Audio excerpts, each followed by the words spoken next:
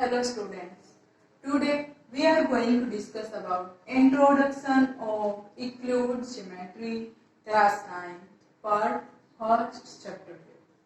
Euclid's geometry means Euclid कोई scientist था, उसने ज्योमेट्री के बारे में कुछ डिस्कस किया था कि ज्योमेट्री को कैसे डिस्कस करते हैं, क्या लाइन होती है, लाइन सेगमेंट क्या होती है, परपेंडिकुलर क्या होता है, रेडियस क्या होता है, कुछ डेफिनेशन दी है उनकी, वो यूक्लिड्स ज्योमेट्री है।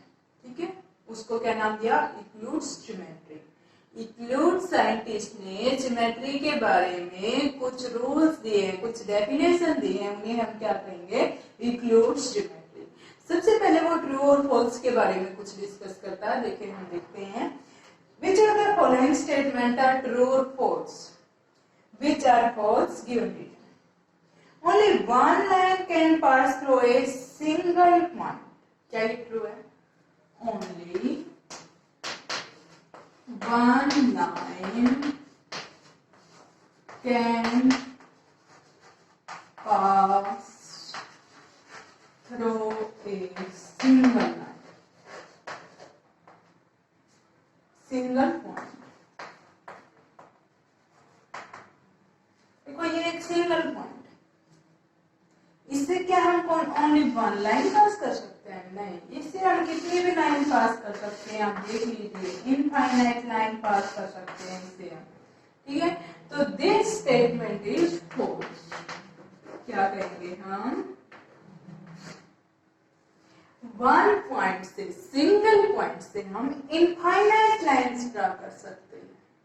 ठीक है, हम सिंगल लाइन नहीं ड्रा कर सकते, वन लाइन नहीं ड्रा कर सकते, हम बहुत सारी लाइन ड्रा कर सकते हैं। ठीक है, तो ये जो हमारी स्टेटमेंट है, या क्या होगी? फॉल्स। ओके, नेक्स्ट देखते हैं।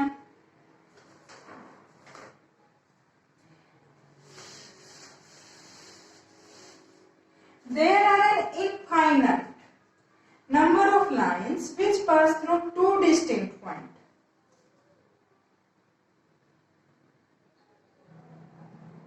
देखो, there are an infinite.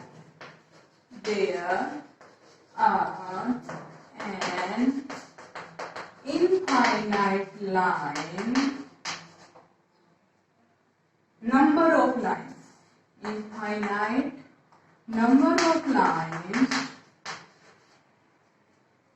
which pass through two distinct points.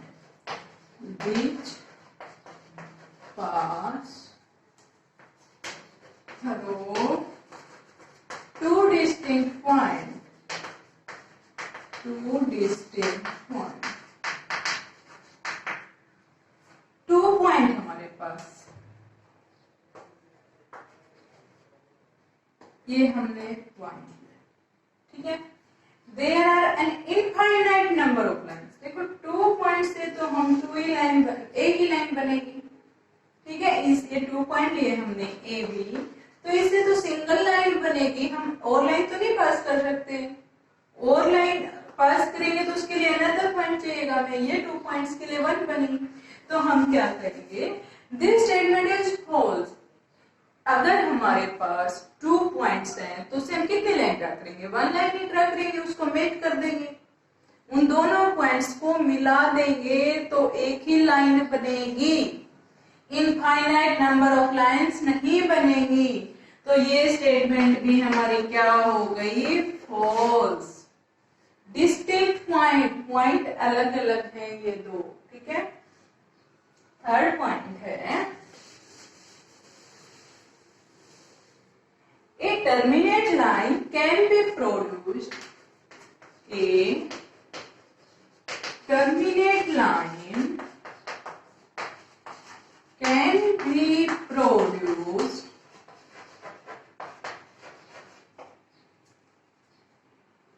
infinitely on both the sides. Infinitely on both sides. देखो क्या कहता है, एक टर्मिनेट लाइन, ये हमारी टर्मिनेट लाइन है ए। ठीक है, can be produced infinitely on both sides. कहीं तक भी हम प्रोड्यूस कर सकते हैं इसको, ठीक है, कितनी भी बढ़ा सकते हैं बोथ साइड से, ए साइड से भी और बी साइड से भी। तो ये स्टेटमेंट हमारी ट्रू है। कोई टर्मिनेट लाइन है, ये लाइन ले ली हमने ए बी, उसको हमने प्रोड्यूस करना इनफाइनाइट लाइन तक, हम प्रोड्यूस कर सकते हैं इनफाइनाइटली, कहीं तक भी प्रोड्यूस करते जाओ उसको, ठीक है, बढ़ा लेंगे हम, बढ़ा सकते हैं। तो ये स्टेटमेंट क्या है, ट्रू है हमारी। If two circles are equal, if two circles are equal, if their radii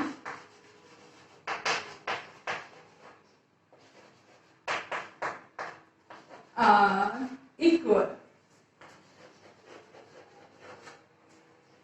सबसे पहले हमें बताना चाहिए रेडियस क्या होता है। रेडियस को हम क्या कहते हैं, रेडियस। तो रेडियस क्या होता है, एक point, centre of the point, ठीक है, उससे सर्कल का कोई भी सर्कल का कोई भी पॉइंट से मीट कर दे, ये जो ये आउटसाइड एरिया है वहां पे कहीं भी मीट कर दे, वो क्या होता है, रेडियस। ये रेडियस है, ये भी रेडियस है, ये भी रेडियस है, okay. Distance from the circle to the centre, radius की डेफिनेशन क्या होगी, the distance to the circle to the centre, distance circle to the centre, circle से सेंटर या सेंटर से सर्कल का जो डिस्टेंस होता है वो रेडियस होता है। तो अब बोला है अगर दो सर्कल ले, हम ये भी सर्कल ले लिया, ये भी सर्कल ले लिया, अगर इनका ये पॉइंट हमारा सेम है, ओ ए और ओ बी सेम है, तो वो सर्कल भी इक्वल होंगे ही। अगर हम 1 सेंटीमीटर का कंपास ओपन करके सर्कल ड्रा कर दें और दूसरा भी 1 सेंटीमीटर का कंपास ओपन करके हम सर्कल ड्रा कर दें, तो सर्कल क्या होगा, हमारे इक्वल होंगे। अगर दो रेडियाई इक्वल हैं तो उनके सर्कल भी हमारे क्या होंगे, इक्वल होंगे। तो ये स्टेटमेंट हमारी क्या थी, true, okay. In figure AB is equal to PQ, AB, PQ and XY given है हमारा AB is equal to PQ and PQ is equal to XY, तो XY equal AB, then ये हमने दिखाना है। क्या ये ट्रू है, ये बताना है। गिवन ये चीज है, in figure AB is equal PQ, ठीक है, और PQ इज इक्वल XY, तो हमने दिखाना AB इक्वल XY, ट्रू होगा। देखो AB is equal to PQ है, तो PQ को हम AB कह सकते हैं, PQ को AB कह सकते हैं, तो AB XY हो गया। एक बार फिर देखिए आप, ये इसके इक्वल है तो इसको हम AB कह सकते हैं, ठीक है, ये इसके इक्वल है तो जब इसको ए बी कह देंगे तो ए बी एक्स वाई के इक्वल हो गया, ठीक है। ये statement also true, okay, clear है।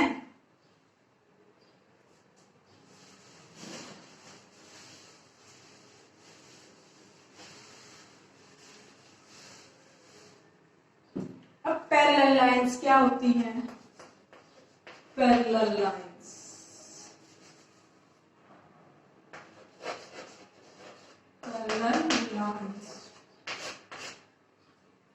ठीक है, इसको हम इससे ड्रा करते हैं पैरेलल।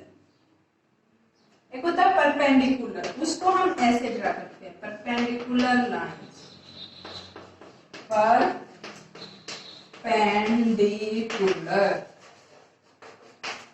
ठीक है। पैरेलल लाइंस, ठीक है, parallel lines, two lines in a plane, two lines in a plane are said to be parallel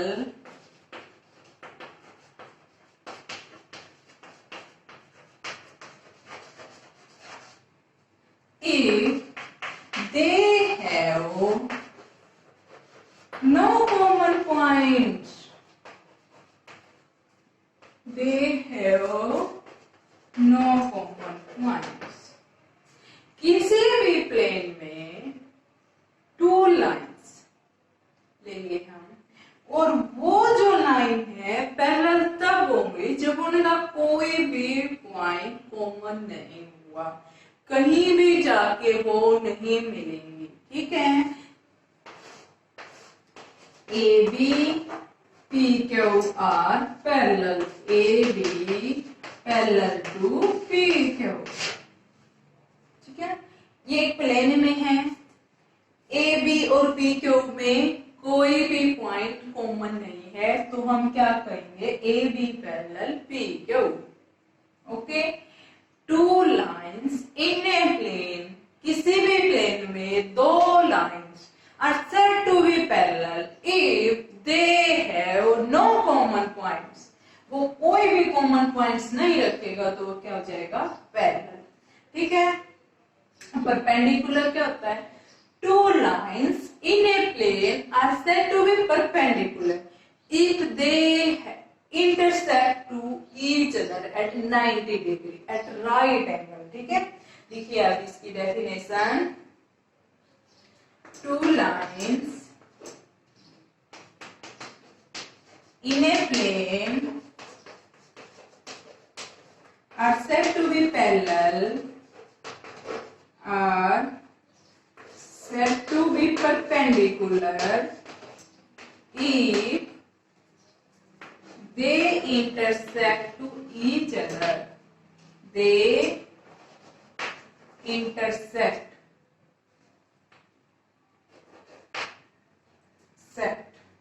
SECT, they intersect to each other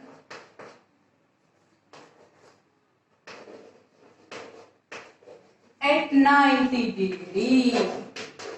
90 degree को हम क्या बोलेंगे, राइट एंगल। वो क्या होता है, परपेंडिकुलर। हम इसको क्या बोलेंगे, ए बी पी क्यू। ठीक है, A B perpendicular P Q, ये जो एंगल बनता है 90 डिग्री का बनता है। ठीक है, और perpendicular intersect to each other, देखो ए बी इंटरसेक्ट कर रही है पी क्यू को, और पी क्यू इंटरसेक्ट कर रही है बी पे। ठीक है, इंटरसेक्ट टू ईच अदर। ठीक है, कोई कॉमन पॉइंट्स है इसमें भी, उसमें कॉमन पॉइंट्स नहीं होता। ओके, अब आ जाता है लाइन सेगमेंट। लाइन सेगमेंट क्या होता है, टू पॉइंट्स को क्या करना, मिलाना। जैसे ए और बी पॉइंट्स हैं, उसको हम मिला देंगे, वो क्या होता है, line segment.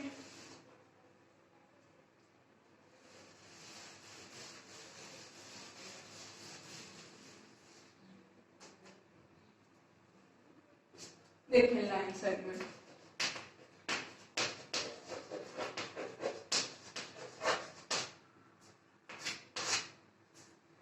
if two points have definite length।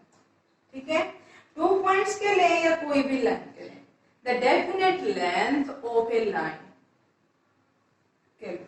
Definite length, the definite means निश्चित, fix, definite length between, two point से बनेगी ना लाइन, तो two points, between two points is called line segment. Line segment, देखो ये A B points है। अभी हमने बोला टू पॉइंट्स को जब हम मिला देते हैं वो क्या हो जाती है, लाइन, पर वो फिक्स लेंथ हो जाती है ना, डेफिनेट लेंथ है, तो वो क्या हो जाता है, लाइन सेगमेंट। अगर इसको हम प्रोड्यूस कर लेते हैं तो वो लाइन सेगमेंट नहीं देता। ठीक है, तो हम क्या कहेंगे, the definite length between two points are called line segment.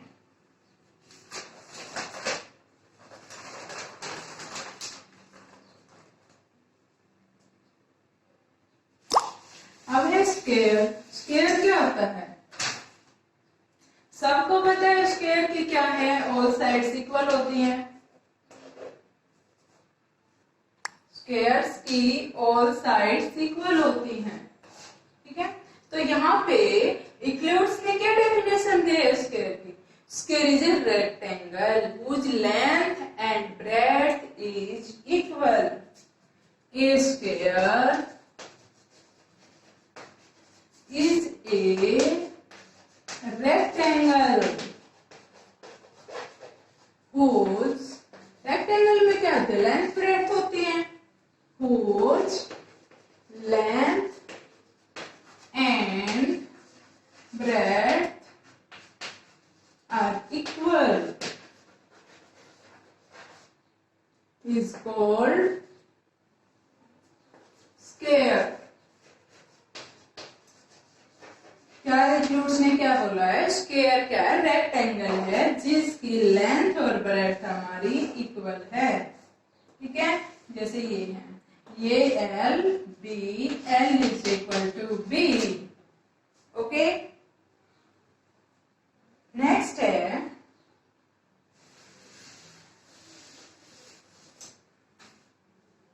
if a point C lies between two point A and B, A and B एक लाइन है, उसके बीच में एक पॉइंट है C.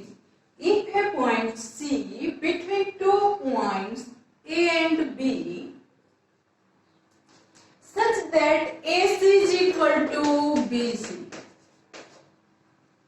then prove that AC is equal to half AB. Prove. ये बात, if A point C between A and B, then AC is equal to BC, then prove that AC is equal to half AB. आप AB को यहाँ से क्या लिख सकते हैं, जब ये मिड पॉइंट है तो आप इसको क्या लिख सकते हैं, AC plus CB।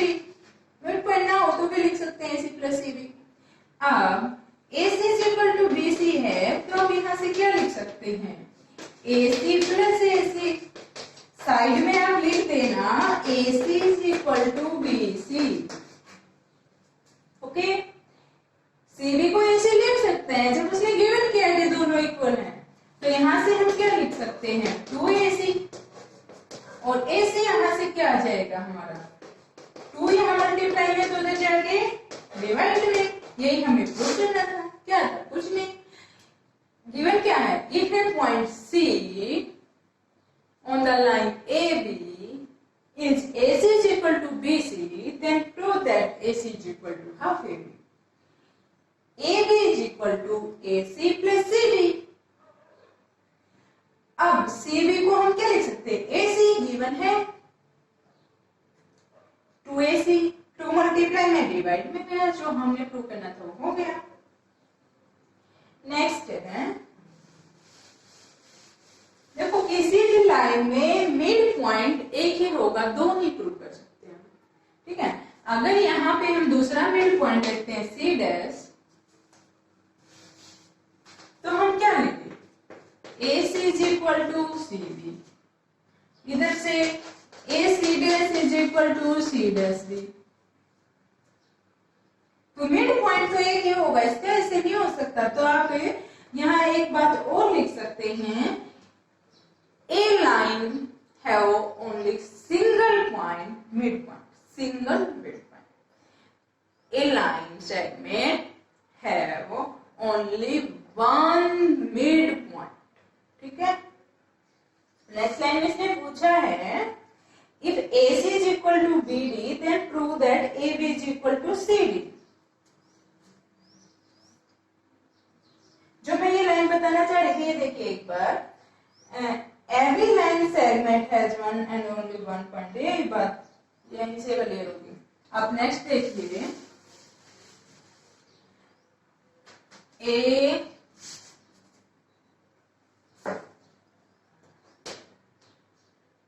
B C D, ठीक है।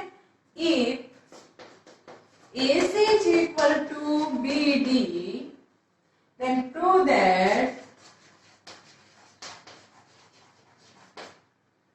AB is equal CD। ये प्रूव करना। AC is equal BD, then prove that AB is equal CD। ठीक है। अब यहां से AB को क्या लिख सकते हैं? AB को क्या लिखेंगे? AC minus BC, AC minus BC क्या बन जाएगा? AB। ऐसे ही आप CD को क्या लिख सकते हैं? BD माइनस BC, क्या लिखेंगे? BD minus BC।